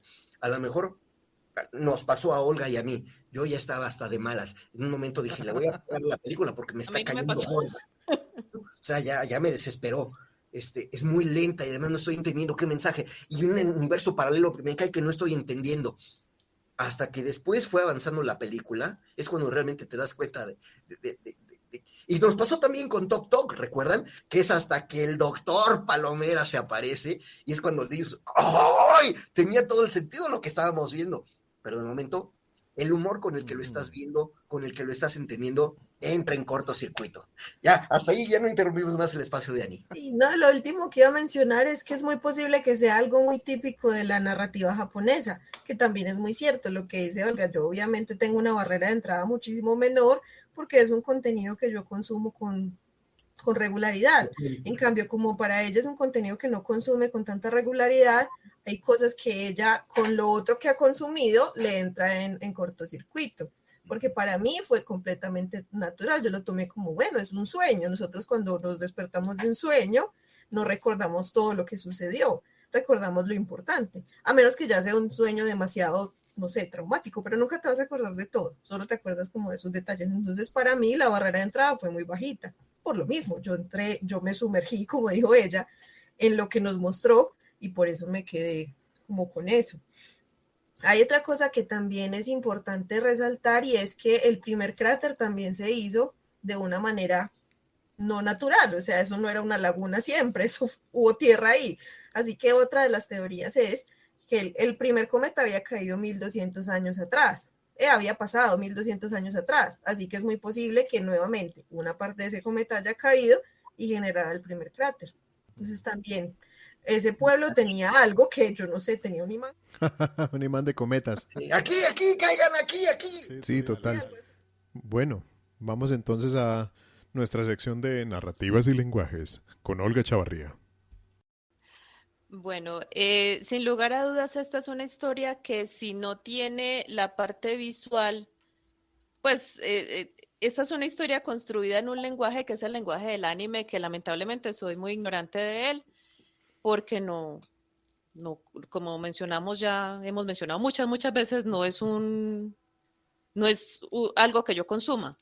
Entonces, yo sé que existe y lo he visto por ahí, pero como yo no estoy familiarizada con él, entonces, por supuesto, como todo lenguaje tiene sus códigos, tiene su manera de presentar la realidad, que a raticos es melodramática, que el humor viene muy gritado y hay unas reacciones, ¿cierto?, muy exageradas en los personajes. Es una manera de narrar muy particular, es un lenguaje ya establecido y un lenguaje pues que para muchas personas es muy atractivo. Que la parte visual, si le quitáramos, si le bajáramos la calidad, digamos, a la presentación, pues como tal, también perdería mucho la historia. O sea, yo pienso que es un lenguaje muy visual. Y la parte de la música, o sea, yo me doy cuenta de que el anime, a pesar de que no soy fan, me doy cuenta de que tiene unos códigos narrativos muy atractivos, de que presenta las historias desde una perspectiva muy estética. Y pienso que hay cosas que ocurren todo el tiempo en la literatura, en el cine, en todas las artes, pues porque siempre se trata de contar una historia, inclusive la danza. Una buena historia tiene que ser bien contada. Entonces yo pienso que en este caso hay una historia muy profunda, hay unos códigos que pertenecen pues a otra cultura, y a mi modo de ver es una historia narrada para gente muy familiarizada con ese lenguaje. O sea, yo pienso que es como lo que le pasa a uno cuando lee los clásicos y más cuando los lee no están actualizados, porque hay muchos libros a los que, y me acuerdo en la carrera nos tocó hacer eso en un seminario que nos tocaba ver, que era actualizar los libros. En ese seminario nos mostraron, por ejemplo, la primera página del Quijote, cómo se escribió originalmente. Y no se entiende, ¿cierto? El Quijote hay que actualizarlo cada cierto tiempo, ¿cierto? Cada 100 años. Como el Pero Burlador de Sevilla también. Muy difícil de leer. entonces, yo pienso que parte de mi dificultad con la película tiene que ver con eso, que es como si una persona acostumbrada a leer, no sé, Corín Tellado se pone a leer a Shakespeare ¿cierto? Va a encontrar que el lenguaje va a significar una dificultad extra a la trama, porque uno cuando está muy familiarizado con un lenguaje, ¿cierto? Se va como en un tobogán, porque está muy familiarizado, todo tiene sentido, o sea, porque ya usted conoce los códigos, está familiarizado con ellos. Yo no, porque yo no he visto ninguna serie de anime, que yo vi desde el primer capítulo hasta el último, que me enamoré del personaje. Mis hermanas, bueno, esto es antiguo porque yo soy la menor de mi casa y ya estoy vieja, te imagínense mis hermanas mayores, pero lloraban viendo Candy. El castigo era no dejarlas ver Candy y Anthony, y mejor dicho, lloraban, ¿cierto? Pero yo las veía a ellas muy ridículas, o sea, yo no me vi Candy. O sea, eso para mí, entonces, yo pienso que esa es una gran dificultad que yo tuve porque no estoy familiarizada con ese lenguaje. Entonces, yo estaba en una distancia abismal con respecto a Annie, por ejemplo, mirando la película. Yo estaba desde una distancia muy grande emocional, porque lo que pasa con el anime y bueno, con cualquier lenguaje al que uno esté habituado, es que uno establece unas asociaciones muy afectivas. Seguramente si Annie escucha la musiquita de la serie favorita de anime, entonces el colegio, las amiguitas, el bombón, o sea, todo lo que, cierto, son sensaciones muy agradables. Como en mí no existen, como es cero, entonces como no existe esa asociación tan afectiva, yo estoy en una distancia tan grande que por eso es que yo cuestiono y cuestiono y cuestiono, como cuestionaría a una persona leyendo un clásico y Claro, por qué claro. decía facía en vez de decir hacía, y por qué wasé, ¿qué es eso? Pues, ¿sí me entiendes? Es como lo que me pasa a mí. ¿Por qué? ¿Por qué usted no mira un calendario? ¿Por qué nunca se preguntó esto? ¿Por qué es cierto? Porque yo lo estoy mirando desde otros lenguajes, desde otras narrativas, desde otra manera de contar. Pero, sin embargo, pues me parece muy chévere este ejercicio. Me encanta explorar un lenguaje nuevo, diferente, una manera de contar distinta. Me encanta pues aprender de ustedes que tienen mucho más conocimiento de esto. Y pese a todas mis dificultades, tengo que destacar la narrativa del anime. Una narrativa muy estética, una narrativa muy emotiva, muy cuidadosa de la parte visual, una armonía total entre la parte visual y auditiva, la música se lo lleva a uno y están las imágenes, los colores, entonces eso es súper hipnótico. Resumámoslo así, una narrativa hipnótica. Envolvente. Sí, sí, que bueno, con las dificultades que ya he mencionado, pero bueno, corresponden como a mi visión particular de ese mundo del anime y particularmente de esta película, porque todo el tiempo yo la estaba cuestionando, todo el tiempo yo estaba, pero ¿por qué? Porque primero parecía como que ellos llevaban una amistad muy chévere, inclusive ella haciéndole citas con otra chica por allá y seguramente riéndose de la maldad que le, ay, lo voy a dejar aquí bien embalado para cuando él venga a esta realidad otra vez, entonces se encuentre con esto y esto y esto, que tiene una cita que parecía muy amistad, como muy parceros decimos aquí cuates, muy cuates, estaban muy cuates. Y de Bien. repente es un amor así de cortarse las venas y yo, pero ¿en qué momento? Pues para mí eran cambios muy bruscos, o sea, para lo que yo estoy acostumbrada o para los códigos en los que yo me muevo, pues yo decía, y de repente ya es el amor de la vida, pues para mí fue muy abrupto, fue un cambio muy abrupto en la relación entre ellos dos. Pero bueno, yo no hice más que cuestionar, sin embargo lo disfruté. Y no estaba cansada, ni me había peleado con mi esposo, ¿cierto? No. No, Simplemente, Carlos, no es un lenguaje con el que yo esté familiarizada, entonces yo estaba en una distancia muy grande emocional con la película. Entonces la miré desde otro punto de vista, como si hubiera estado viendo Gladiador y en vez de mirar al Russell Crowe, estuviera mirando el cielo y viera pasar el avión. Cierto, ya se acabó la película para mí.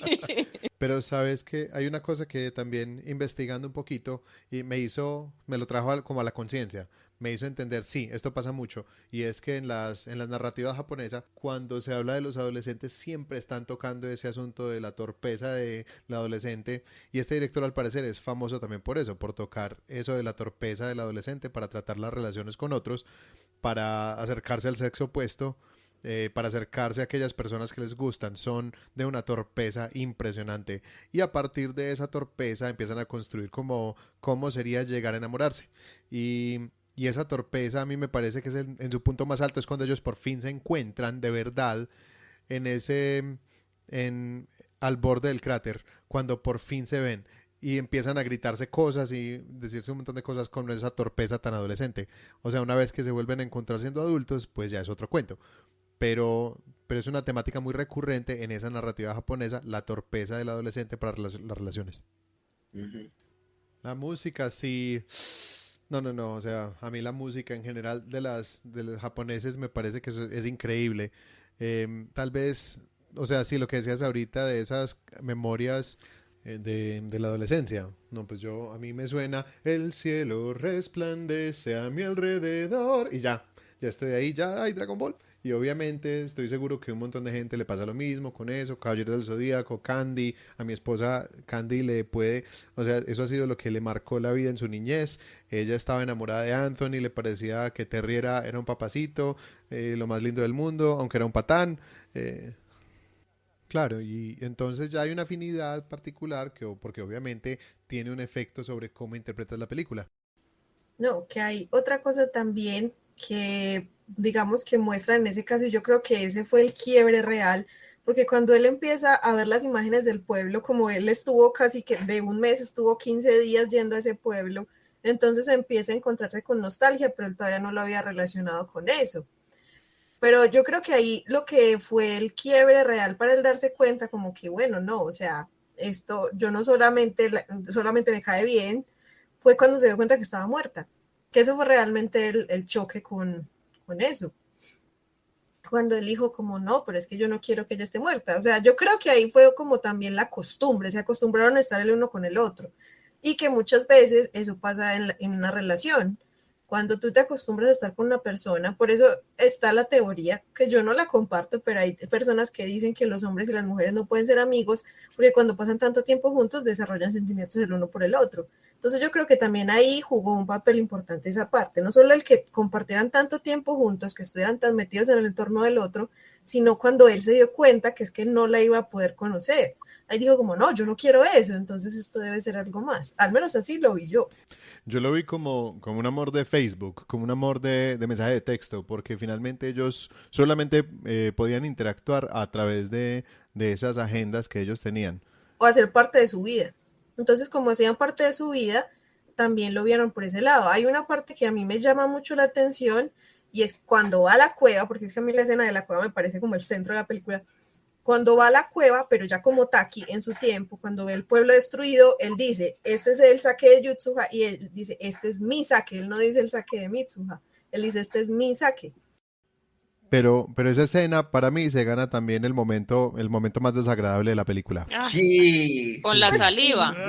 Ya estaba fermentada, tradiciones. Ay, gas. Los vinos más finos no se hacían con las mujeres que los pisaban y mientras más viejas, mejor les quedaba. Los hongos en los pies. Sí, o sea, obviamente uno empieza a pensar esas cosas y dice, no, no tomemos de eso nunca más. Y con esa escena del saque, bueno, al menos dijeron mucho, no, es que ya esa fórmula ya nadie lo hace así. Yo dije, gracias, gracias, porque ya no se hace así más. Sí, el vino tampoco. Ugh. Bueno, y entonces ya con ese momento vámonos a las lecciones. A mí me dejó que definitivamente el saque de la forma tradicional no lo quiero tomar. Pero hablemos de entonces de las lecciones de vida con nuestro amigo Carlos Barba. Oigan, pues yo antes de entrar en materia quería completar algo que estábamos comentando hace un segundo con Olga, ejemplo del Quijote. Algo que me fascina del español es que ha evolucionado tanto, ha sufrido cambios tan radicales, tan fuertes, desde ese español antiguo con el que estaba escrito el Quijote a lo que es hoy en día nuestro español o nuestro castellano, ¿no? Pero denota que es una lengua viva y por eso tiene cambios. Y precisamente por esa situación de que Olga estaba platicando, es que en mi época, bueno, yo soy de la época de Remy y me caía re gordo, no toleraba ni al corazón alegre ni a ninguno de esos, me caían re gordos. Mi hermana sí era muy fanática, Candy y no sé cuántas más. Yo no vi ni Caballeros del Zodiaco, del Sobaco, ya ni me acuerdo cómo se llamaban todos esos. A mí no me tocaron, pero significa que nosotros también como personas que estamos vivas, tenemos que seguirnos adaptando y entender esas nuevas realidades que se nos van presentando. Hay una dicotomía, un dilema ahorita que está en boga desde hace 10 años, que es si la palabra solo debe llevar acento o no y en qué condiciones, y que solo bajo ciertas condiciones específicas. Yo no estoy de acuerdo con eso. Para mí es importante que esté acentuado el solo, marca una diferencia, pero a la vez entiendo que pues, cambian las reglas, cambia la forma de escribir, cambia la forma de, porque estamos vivos y hay que adaptarnos en ese sentido. Y bueno, ahora sí, entrando un poco en materia de lo que me corresponde a mí, me gustó que se tocan temas pues muy interesantes, uno de ellos, por supuesto, el fin del mundo y cuál es nuestro sentido de vida. Me gustó ver muchos valores. Me parece que la película está repleta de valores, valores universales, ¿eh? Que tienen que ver justamente, por ejemplo, con salvar vidas, con proteger lo nuestro, proteger a nuestra gente, con cuidar lo que tiene uno, ¿no? Y entre esos valores, uno de los más importantes, considero yo, es el tiempo. Y el tiempo se nos agota rápidamente.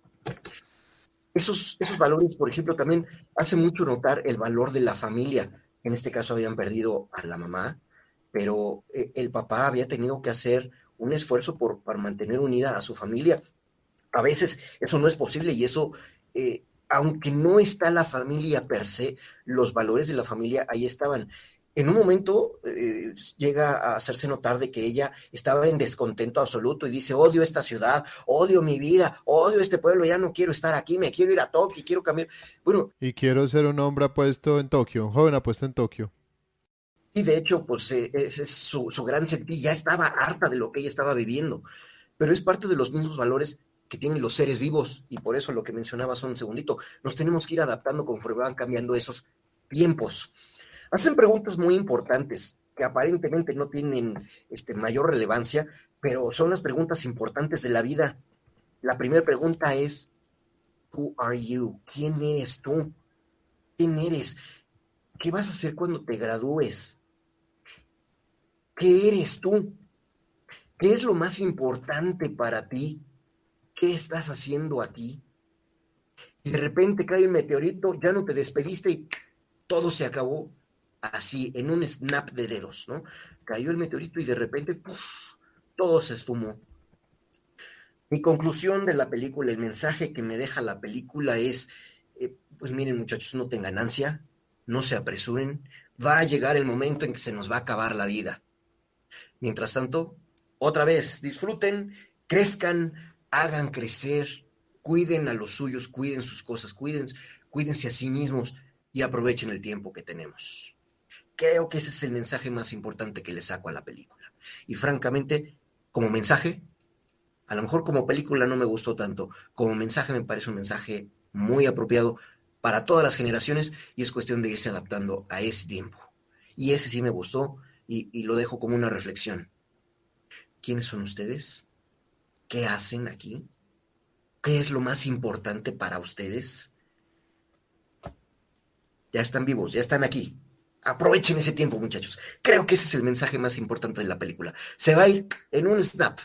Disfruten ese tiempo que tienen. Hasta aquí mi comentario. Muchas gracias, Carlos. Bueno, entonces vamos a hacer la pregunta difícil. ¿Lo podríamos haber hecho mejor? Tal vez, tal vez no. Miremos a ver qué podemos hacer. Yo creo que yo voy a comenzar. Yo sé que Olga tiene mucho más que decir, entonces yo lo voy a hacer primero para darle paso a ella.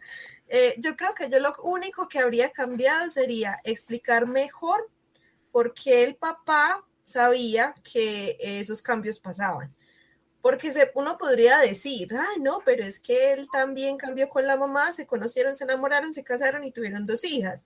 Pero no sé, a mí me queda como el sinsabor, porque una persona tan, no sé, una persona como tan doble, que empezó siendo un sacerdote, supuestamente muy devoto a su familia, pero apenas se muere su esposa, lo que él hace es cortar todo lazo con esa familia y se mete de político y tras de todo un político corrupto. A mí como que me rompe un poquito eso con lo que mostraban de los valores de las personas en la película. Entonces yo creería que más bien él se dio cuenta que eso le pasaba a su esposa, pero no era precisamente con él quien cambiaba. Así que yo habría agregado eso, esa parte de explicar cómo él sabía que eso le pasaba a su esposa, porque la abuela dijo, a mí me pasaba, yo sé que a tu madre también, pero nunca explicaron eso. Yo decía ahorita que yo tenía un punto en particular, que había 2 grandes clichés. El primero era ese cliché del cambio de cuerpo, que en general me parece que a mí me funcionó en esta película por distintas razones. Hay cosas de eso que sí, yo podría decir, bueno, podría ser distinto, pero para mí el gran momento que falla es el segundo cliché, y es el cliché del montaje. El montaje lo hicieron famoso los Magníficos, Mario Baracus, Aníbal Smith, lo hicieron famoso ellos, adelantando un montón de historia con una música de fondo y sencillamente editando momentos de un montón de cosas que pasaban. Rocky tal vez hizo el mejor montaje cuando hacía sus montajes de entrenamiento. Entonces, música, unos 5 minutos mientras vos estás haciendo las escenas de cómo él va aprendiendo hasta que al final domina varias habilidades. Pero aquí el montaje es todo el proceso en el que ellos pasan de darse cuenta que esto no es un sueño a ya haberlo aceptado por completo. Entonces, al meter ese cliché en ese punto, están perdiendo la oportunidad de narrar algo que es un punto central de la historia y que yo creo que a Olga le hubiera arreglado muchas cosas en su percepción de esta película. Sí. ¿Eso es lo que hubieras cambiado tú? Sí. Bueno, menos mal Ani mencionó lo del papá. Son muchas cosas, muchas cosas, muchas cosas, muchas cosas, muchas cosas. Yo pienso que yo sí lo hubiera hecho mejor, lo siento. La música hermosa, los paisajes, la propuesta visual hermosa, pero argumentalmente yo sí cambiaría muchas cosas, muchas cosas. La relación de esta niña con el papá era una cosa muy conflictiva, muy fuerte. Y como hay tantas cosas, no hay tiempo tampoco de desarrollar esa parte. Y uno también se queda como a mitad de camino. Uno también se queda desconcertado con la cuestión del papá. El papá tiene momentos muy emotivos y luego momentos muy fríos. O sea, también es una cosa así brusca. Y uno dice, bueno, ¿por qué? Pues son cosas que no quedan claras. Y fíjate que el cambio ocurre en el montaje. El cambio ocurre ahí. El cambio de él. Sí, eso en literatura se llama metonimia y hay muchas maneras de hacerlo, ¿verdad? Inclusive en el teatro, me acuerdo una vez que estaba viendo una obra de teatro y el personaje iba a crecer. Entonces el personaje era el actorcito niño y entraba como a una especie, como unas cortinas que simulaban un bosque, simulaban como, ¿cierto? Como si él estuviera pasando por un lugar, caminando por la calle. Y al salir al otro lado ya estaba el actor adulto con la misma ropa para que se entendiera que era la misma persona, pero ya creció. Entonces uno dice, listo, ya creció, ¿cierto? Lo que tú mencionas del montaje, uno en literatura lo hace y lo hacen en cine. Y aquí la metonimia me parece que falló, porque uno se queda lleno de preguntas. Y las preguntas quedan en el aire. Entonces yo creo que yo hubiera aterrizado. Yo entiendo a este director y me imagino, yo no sé si eso es una novela larga o cortica, es que yo pienso que también me hace falta mucha información para opinar como con más propiedad. Me siento seguramente una persona muy conocedora de esto, escuchándome a mí, se arranque todo el pelo diciendo qué ignorancia la de esta señora, pero pues lamentablemente no pude profundizar lo suficiente, pues apenas la vi como el lunes, para entender que seguramente él tenía mucho que contar, tenía mucho que decir, y condensar eso en el espacio de una película es complicado. O sea, cuando uno tiene una historia, tiene mucho que decir y quiere vaciarlo todo, entonces a veces pasa eso, que le toca pasar muy rápido por ciertos asuntos que son muy importantes. Entonces yo lo hubiera hecho mejor, estas inconsistencias las hubiera como atenuado, no digamos que uno tenga que explicarle todo o darle todo masticado al lector o al espectador, estoy de acuerdo, pero hay cosas que uno dice, bueno, ¿será que sí es posible que esto ocurra? ¿Será que ya cuando yo acepto que esto no es un sueño sino una realidad, reaccionaría así? En fin, y la parte del papá me parece muy importante y me parece que queda muy de lado. Entonces también mostraría por lo menos una razón para que uno a veces solamente ve que ocurrió algo, que hubo un conflicto y uno dice, ah, bueno, por eso es que ocurre eso, por eso es que esta relación no funciona, por eso es que existe esta dificultad y ya se queda tranquilo. Pero cuando eso no se resuelve, uno se queda como, ¿cierto? Se queda como malucongo. Pero yo pienso que fue el deseo de él de poner muchísimas cosas, de condensar muchísimas cosas en un tiempo que es reducido, porque yo no sé cuánto dura la película. No es muy larga. Ahí, Unas 50, ¿no? Una 48. Sí. Hay películas que uno dice, yo le hubiera metido tijera. Yo quedé muy decepcionada y muy triste con Matrix y hubiera mochado la mitad de esa película. O sea, hay cosas que sobran, que no le aportan nada a la trama, que más bien le quitan que ponerle, que terminan siendo como una digresión, se dispersa uno, pues cosas que no tienen que ver con la historia. Aquí todo es importante y son muchas cosas. Entonces, no sé, habría hecho una saga. 3 películas de Your Name. Yo coincido con Olga en varias cosas. A mí hubo cosas que me desagradaron de la película. La primera, el cliente incómodo en el restaurante que no entiendo por qué agarra un cuchillo y, ok, se está pasando de listo, quiere comer gratis, lo que sea, pero no tenía por qué sacar un cuchillo y cortarle la falda a la jefa, ¿no? Sí. La jefa me parece que juega un papel, los dos amigos, ¿no? De Taki, juegan un papel brutal. Yo les habría dado incluso más fondo a estos muchachos, porque estos dos muchachos y los señores de la cafetería donde están tomando un refrigerio, Los que reconocen el dibujo. el señor es quien realmente le ayuda a resolver todo su misterio al pobre de Taki. Entonces, para mí ese señor era importantísimo en la película.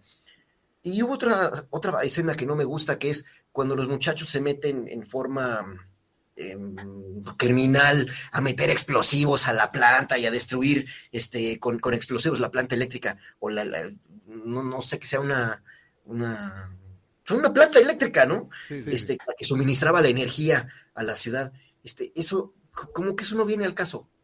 Esto y lo del cliente incómodo, que eso realmente yo le habría, como dice Olga, yo le habría metido cuchillo y le habría dado mucho más realce a otros personajes. Definitivamente los dos amigos de Taki y los dos amigos de esta, la verdad es que creo que esos son personajes que le dan mucho valor a la película.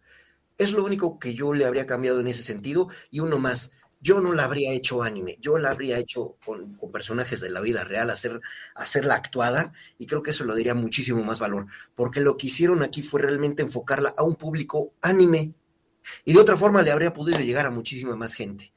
No sé qué tanta penetración tenga esta película, precisamente porque está hecha como que con una cultura oriental, y creo que pudieron haber hecho que le llegara a mucha más gente, hacerla de mucho más dimensión comercial, si le hubieran hecho con actores reales. Creo que es lo único que le habría cambiado.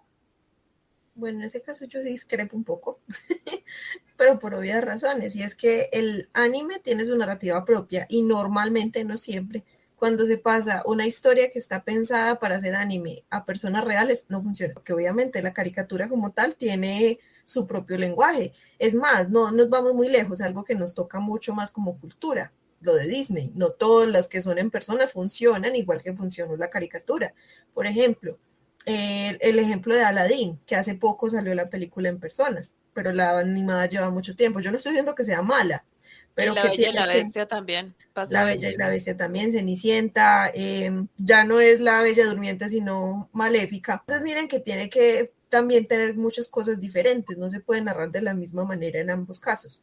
Tienen que saberla adaptar, porque obviamente las mismas exageraciones del anime no las pueden retratar, porque ya Claro, claro. quedaría más como una comedia que como una película que muestre otras cosas. Y bueno, la Habría película que estuvo en cambiar todos los Netflix. códigos. Sí, Habría que Exacto, cambiarlo todo, pero podría ser. O sea, el argumento se podría mantener, pero ya olvidarse de toda la narrativa del anime. exacto, Sí. tendría que Hacer otra adaptarse. cosa. Porque también Japón se ha caracterizado siempre porque produce para ellos mismos. Y eso es algo muy de su cultura, siempre han sido así. Así que obviamente para ellos da igual porque para ellos la cultura del anime es una cultura que sigue siendo muy viva en su... A pesar de no ser fans, sí hay un impacto mucho más fuerte que acá en Occidente. No, y otra cosa es que el anime no necesariamente se distribuye por cines. Entonces, el anime tiene otros mecanismos de distribución que funcionan de manera muy efectiva y han ganado adeptos en todo el mundo. Entonces, ellos producen, sí, principalmente para Japón, pero ya tienen un mercado grande en distintos continentes. Y la distribución no es igual a la distribución del resto del cine. Entonces realmente esto es una película que tuvo muchísima penetración, ha tenido mucho éxito y lo que pasa es que no ha pasado semanas como ahora Spider-Man en las salas de cine. Es un tipo de distribución bastante distinto. Pero bueno, yo quisiera que hoy quiero primero darle las gracias por estos 3 primeros episodios que han sido tan interesantes, ya que estamos cerrando este 2021. Este es nuestro último episodio del año. Acabamos de empezar, pero este es el último del año. Y de verdad que ha sido muy interesante. Y también quisiera en este momento resaltar a algunos de nuestros oyentes que nos han empezado a enviar mensajes hablando de los episodios que han tenido, que hemos ya liberado antes de este. Particular a Hernán Pérez del podcast del Cuervo Blanco, que también se unió a esto, empezó a hacer publicaciones sobre Your Name cuando supo que íbamos a analizar esta película. También a Francisco Moreno, que se ha expresado ya varias veces con respecto a nuestro podcast. Le agradecemos sus comentarios. Le agradecemos también al podcast de La Mesa, que ha estado también pendiente de todo lo que estamos haciendo. Y bueno, y han sido muy, muy amables en hacernos como la mención en su podcast. Les agradecemos mucho. Ha habido pues muchas reacciones que antes queremos seguir escuchando.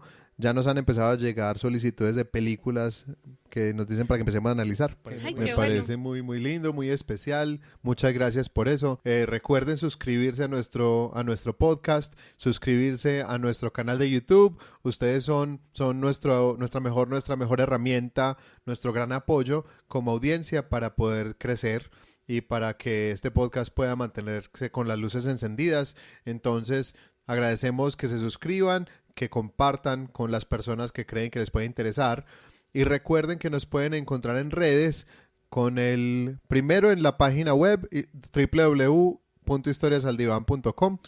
Nos pueden encontrar en Instagram como historias.divan. Nos pueden mandar correos a historiasdivan@gmail.com. Nuestra página de Facebook, facebook.com/historias.al.divan. Y ya nuestras redes personales. Carlos. Cabarsal en todas, Twitter, Facebook, Instagram, etcétera, ¿no? Cabarsal. Y mi sitio web, cabarsal.com. Olga, las tuyas. Olga Chavarría, escritora, YouTube, Instagram, Facebook y mi página web, olgachavarría.com. Bueno, Ani. Bueno, por ahora sigo teniendo las mismas dos, las otras están en construcción. Ana Isabel Miranda Chavarría en Facebook y en Instagram estoy como Aranía28. Bueno, y a mí, Rafael Miranda, me pueden encontrar en Instagram con Raf Miranda Mus. En Facebook me pueden encontrar en mi página facebook.com/Miranda Historias o como Rafa Miranda Escritor. Cualquiera de las dos maneras funciona. Bueno, feliz año nuevo. Esperamos que les traiga mucha prosperidad este nuevo año, que sea un año lleno de éxitos. Yo tengo propósitos para este año nuevo.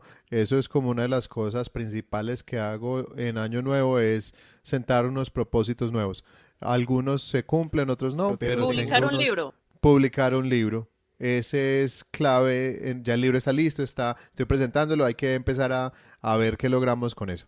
Y por otro lado, agradecer. Es lo otro que como el otro ritual mío de final de año, es agradecer por todas las cosas buenas que han pasado. Y en este caso quiero agradecer por este podcast, por Historias al Diván que creamos entre los 4 y por la audiencia que hemos empezado a recopilar. Les agradezco por eso. ¿Ustedes qué tienen como para este cierre de año? Bueno, yo tengo también muchos propósitos por cumplir y me puse una camisa amarilla. En Colombia, para los que no son colombianos, es tradición usar ropa interior amarilla en Año Nuevo porque se considera de buena suerte, pero obviamente ropa interior no me va a poner ni a mostrar, así que por eso me puse una camisa amarilla, para representar esa tradición. Ani, pero le hubiera subido el rating al podcast. O se lo Nos bajo. perjudicaste. La próxima vez sí tienen que ser las tangas amarillas. Bueno, me pongo un bikini. Eso. Bueno, yo también como mis propósitos para este año, entre ellos también reeditar la novela que ya tengo publicada, publicar los otros manuscritos que tengo por ahí escritos y que han estado rodando en concursos.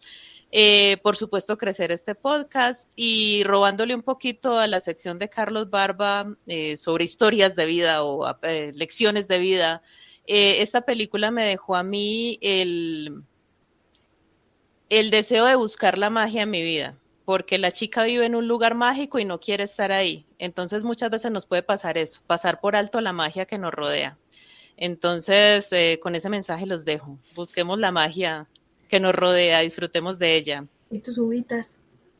Ah, sí, por acá tengo uvas, aunque yo no soy de agüeros y no, pero sí tengo muchos deseos porque aquí hay más de 12. Se supone que uno pide un deseo por cada uva, Sí. con las 12 campanadas del fin de año. Se supone que por cada campanada se come uno una uva y pide un deseo. Entonces, miren todos los que tengo. Bueno. Se van a acabar las campanadas y las uvas Estamos de siguen. acuerdo que no tienen que estar ligadas Aquí a está 12 la magia. campanadas, sino muchos deseos, ¿no?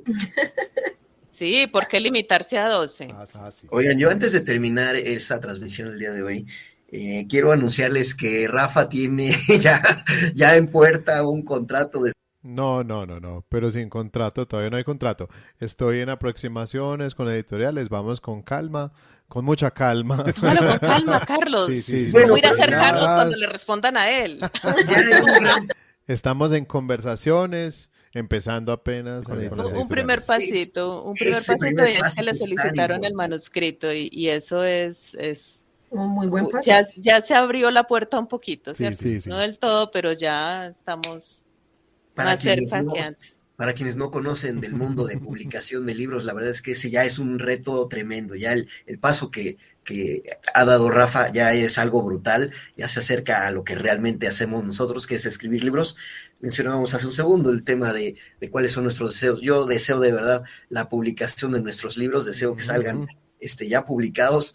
Creo que falta, yo todavía estoy en mis manuscritos, tengo varios proyectos, pero mi intención es para este fin de año. Primero es un agradecimiento de seguir vivo, esto de estar vivo después de haber pasado por un par de situaciones near to death. La verdad es que es una felicidad tremenda. El estar vivo y poder gozar y disfrutar ya es algo buenísimo. Y segundo, el poder seguir haciendo creciendo nosotros mismos y ayudando a la gente a que sea más. Entonces, ese es mi sentir de fin de año y démosle con todo, que hay todavía mucho que hacer. Claro, con eso me hiciste pensar. Sencillamente hay tanto agradecimiento, tanto que en este momento yo quisiera expresar. O sea, mi familia está pendiente todo el tiempo, está apoyando, está pendiente del podcast, de hecho. Y bueno, y una familia maravillosa. En general, padres, madres, hermanos, mi esposa y mi hija, que son mi motor, mi pilar, que las amo con toda mi alma. y entonces es mucho lo que hay por agradecer y es mucho lo que tenemos por construir. Los invitamos a todos a que sean parte de esa magia de este año con Historias al Diván. En el 2022 se vienen muchas más cosas y queremos sus comentarios. Queremos que nos cuenten qué les parece, queremos que nos manden mensajes, que nos ofrezcan sus opiniones, que nos cuentan sugerencias de películas que analicemos. No hemos dicho cuál sigue. No hemos dicho cuál sigue. Vamos a anunciarlo esta semana en redes, estén pendientes para que estén en sintonía con nosotros y puedan llegar al podcast habiendo visto la película. Bueno, este ha sido el podcast de Historias al Diván, nuestro tercer episodio, el último del 2021, y esperamos que lo hayan disfrutado. El podcast de Historias al Diván, analizando historias por el bien de la humanidad. Muchas gracias a todos por su compañía y los esperamos la próxima. Saludos y felicitaciones. Gracias. ¡Feliz Año Nuevo!